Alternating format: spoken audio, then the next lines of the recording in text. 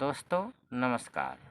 The सरकारीकरण channel पे एक बार फिर हाजिर हैं और आज हम चर्चा करेंगे भारत में राष्ट्रीयकरण जरूरी क्यों है। सबसे पहले भारत के संविधान की जो प्रस्तावना है, जो उद्देशिका है, इसे पूर्णतः लागू करने के लिए भारत में राष्ट्रीयकरण अति आवश्यक है। हमारी प्रस्तावना कहती है कि हम भारत को एक समाजवादी लोकतांत्रिक गणराज्य बनाना चाहते हैं, जिसमें सभी को सामाजिक, आर्थिक और राजनीतिक न्याय मिलेगा, जहां समता का अवसर मिलेगा और जहां वैज्ञानिक तर्कशील विचारधारा जन्म लेगी और बंधुता बढ़ाने वाली एकता जन्म लेगी।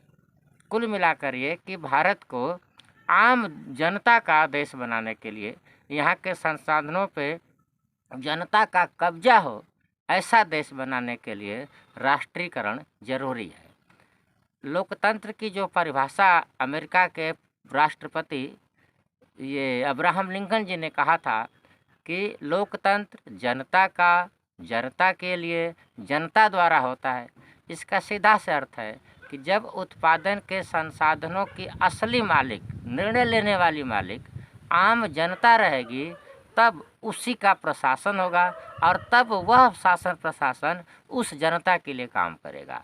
अगर सारे संसाधन पूंजीपतियों के हाथ में रहेंगे तो सत्ता भी पूंजीपतियों के लिए काम करेगी और पूंजीपतियों की ही सत्ता रहेगी।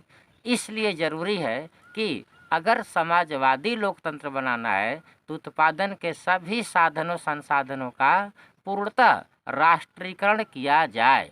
अगर निजीकरण रहेगा तो वह निजी संपत्ति पैदा होगी, तो उससे पूंजीपति पैदा होंगे, समाज में असमानता पैदा होगी। तब जो हमारे संविधान की प्रस्तावना है कि जिसमें समाजवादी लोकतंत्र बने और प्रत्येक व्यक्ति को गरिमामय जिंदगी दी जा सके, उसके पास वैज्ञानिक मूल्य हों, ये उद्देश्य नहीं पूरे किए जा सकेंगे। इसलिए साथियों, हमें और चीज़ों को समझने की ज़रूरत है। इसके अलावा अन्य किन कारणों से भारत में राष्ट्रीयकरण जरूरी है। साथियों, समाजवादी लोकतंत्र की अगर बात को आगे बढ़ाएं तो समाजवाद का अर्थ ये होता है कि समाजवाद एक ऐसी अर्थव्यवस्था की बात करती है जिसमें प्रत्येक व्यक्ति को उसकी योग्यता के अनुसार काम और काम के अनुसार दाम दिया जा सके। क्या निजी जो परिसंपत्तियां हैं, उनके जो मालिक हैं, निजी संस्थान हैं, वे ऐसा करेंगे? नहीं। निजी संस्थाओं के मालिक अधिक से अधिक मुनाफा कमाना चाहते हैं। उनका उद्देश्य अधिक से अधिक जन कल्याण करना नहीं होता है। वो चाहते हैं कि अधिक से अधिक काम कराया जाए और कम से कम सैलरी या वेतन दिया जाए। जो संवैधानिक अधिकार लोगों के होते हैं वो भी उन्हें न दिया जाए। कहने का मतलब ये कि प्रत्येक व्यक्ति को उसकी योग्यता के अनुसार काम और उसके काम के अनुसार दाम देने के लिए, अर्थात इसी को अगर तार्किक ढंग से कहा जाए तो प्रत्येक व्यक्ति को या प्रत्येक घर में कम से कम एक व्यक्ति को सब पेंशन सरकारी नौकरी देने के लिए राष्ट्रीयकरण जरूरी है। क्योंकि अगर हम पेंशन नहीं देंगे बुढ़ापे में तो उसकी सामाजिक आर्थिक सुरक्षा खतरे में पड़ जाएगी। अगर मालिक उसकी जवानी में उससे काम लिया और बुढ़ापे में बिना किसी राजकीय सहायता के, राजकीय सहारे के उसे यूं ही छोड़ दिया, तो वह शेष जिंदगी किसके भरोसे काटेगा? उसमें खतरे ही खतरे रहेंगे। इसीलिए कहा जाता है कि प्रत्येक व्यक्ति अगर काम कर लिया 60-65 साल, तो बुढ़ापे की जो उसकी लाठी होती है यानी पेंशन, वो पुरानी पेंशन की बात मैं कर रहा हूँ, यह बहुत ही ज़रूरी है। इसलिए कहा जाता है कि कोई भी देश अगर अपने नागरिकों से काम लेता है तो बदले में उनकी बुढ़ापे की जो लाठी के रूप में सहारा होती है पेंशन, उसे देना चाहिए। तो बात यह हुई कि प्रत्येक व्यक्ति को कार्य और कार्य के अनुसार दाम देने के लिए देश में राष्ट्रीयकरण बहुत ज़रूरी है।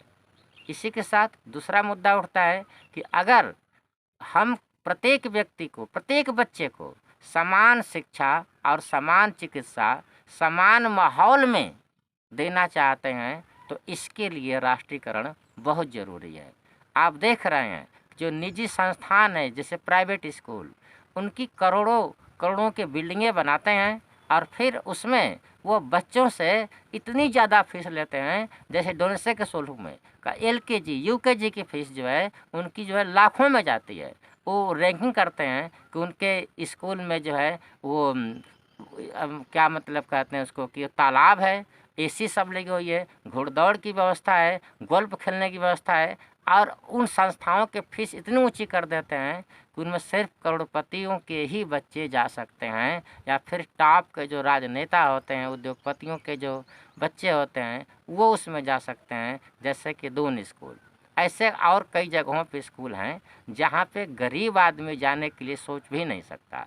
तो एक देश में, एक ही राष्ट्र में अलग अलग तरह की शिक्षा की व्यवस्था है। अगर गरीब है, खिचड़ी खाने वाला है, तो उसके लिए जो है गांव का प्राइमरी स्कूल है, जहां पे उसी में पढ़ाने वाले अध्यापक भी अपने बच्चे को नहीं पढ़ाना चाहते। इसी तरीके से जो सामान्य सरकारी अस्पताल हैं गाँव में, देहातों में, उसमें कोई भी अमीर जो व्यक्ति है बहुत ज़्यादा, वह इलाज नहीं कराना चाहता। आप सुनते होंगे कि जैसे राजनेताओं के घुटने में दर्द होता है, वो सीधे या तो दिल्ली के किसी अस्पताल में जाएंगे, या तो विदेश उड़ जाएंगे, या मेदांता चले जाएंगे। ये सरकारी की अगर बात करेंगे तो शायद वो एम्स में जाना पसंद करेंगे, जहाँ पे आधुनिक सुविधाएं जो है पूरी तरीके से लैस है। तो एक देश में शिक्षा और चिकित्सा अलग अलग लोगों के, अमीर गरीब के अनुसार अलग अलग कैटेगरी के बना दी गई हैं।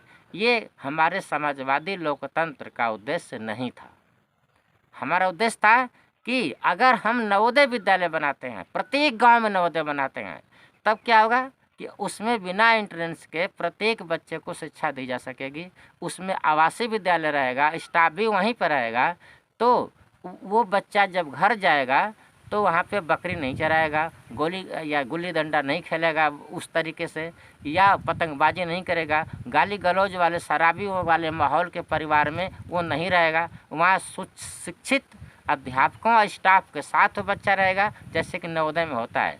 तब ये शिक्षा जो है समान रूप से मिल पाएगी।